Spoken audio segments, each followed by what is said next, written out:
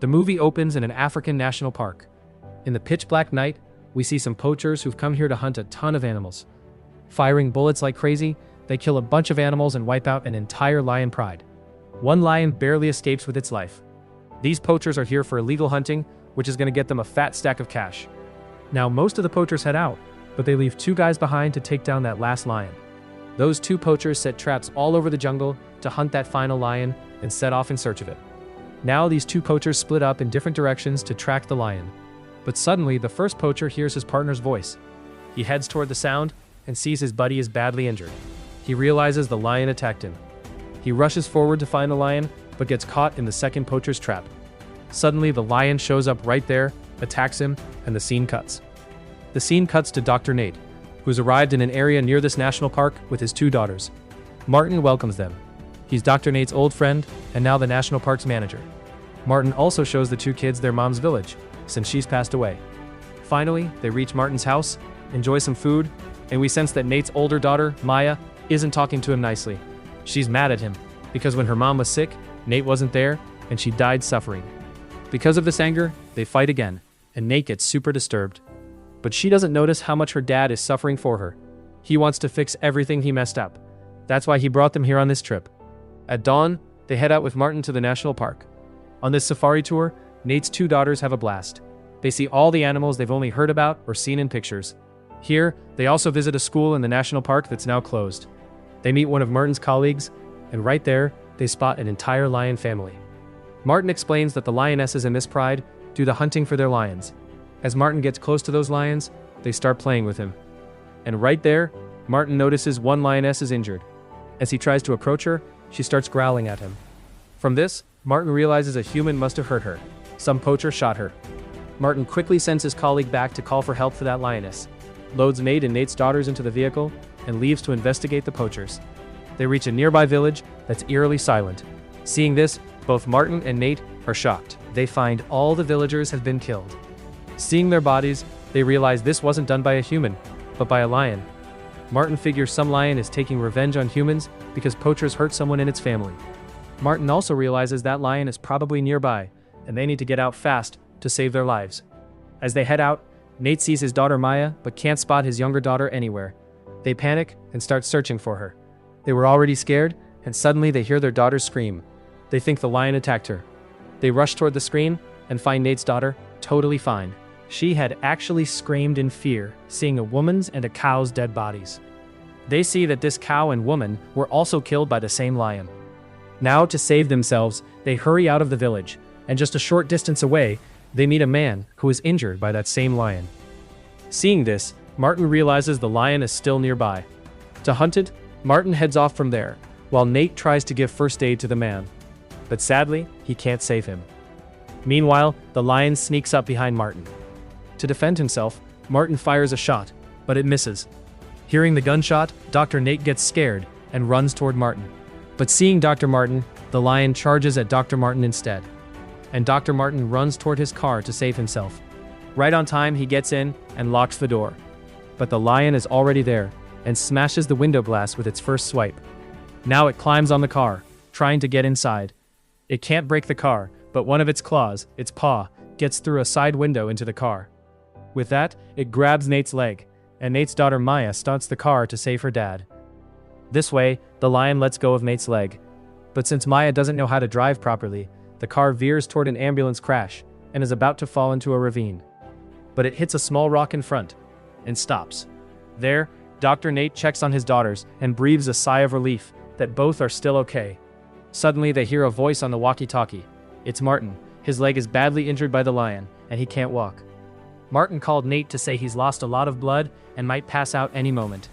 He won't be able to come save them. He tells them, if you want to stay safe, stay inside the car. Meanwhile, Dr. Nate helps Martin over the phone and tells him, heat your knife with your lighter and press it on your wounds. Your bleeding will stop. When Martin does it, it hurts like hell, and he screams loudly.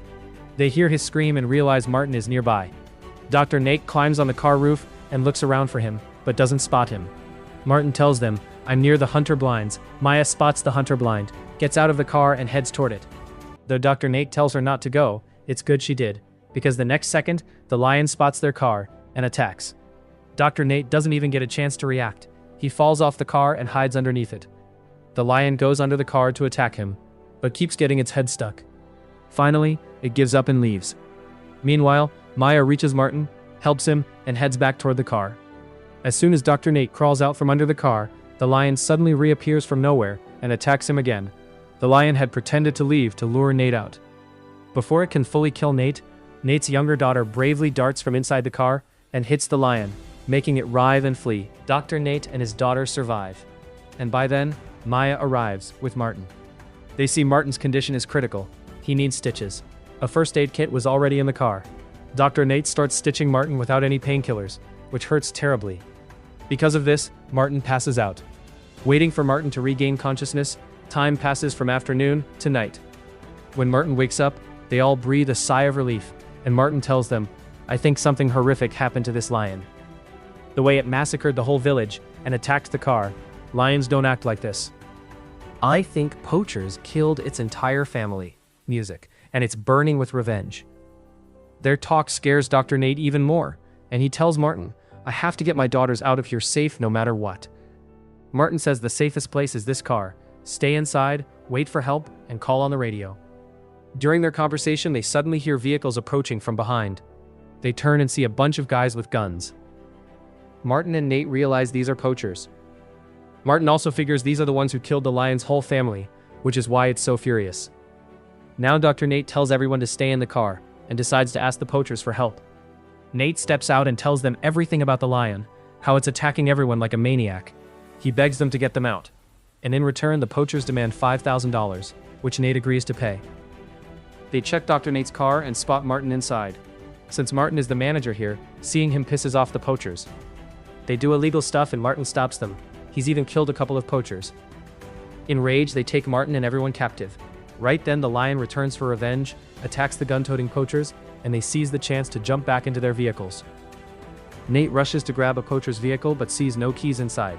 He remembers the guy in the yellow shirt was driving it. He decides to get the keys from him and tells the others, "Don't leave this car until I come back." Dr. Nate had just turned to go when he spots the lion again. To escape, he climbs a tree. But then his walkie-talkie beeps. He drops it down, but the lion is now right under the tree, waiting for Nate to come down and hunt him. Terror grips Nate badly, and at that moment a snake on the same tree is about to strike him. Nate shows guts, grabs the snake, and throws it at the lion, scaring it away. Nate seizes the moment, climbs down quickly, and heads to the other side via a pond. The lion hears his swimming and comes close to grab him. But right on time, Nate hides under broken bushes. Meanwhile, Nate's daughters are waiting for him. A lot of time has passed, they're scared and honk the car horn. The lion gets attracted to the sound. This lets Nate exit the pond and find the poacher with the car keys.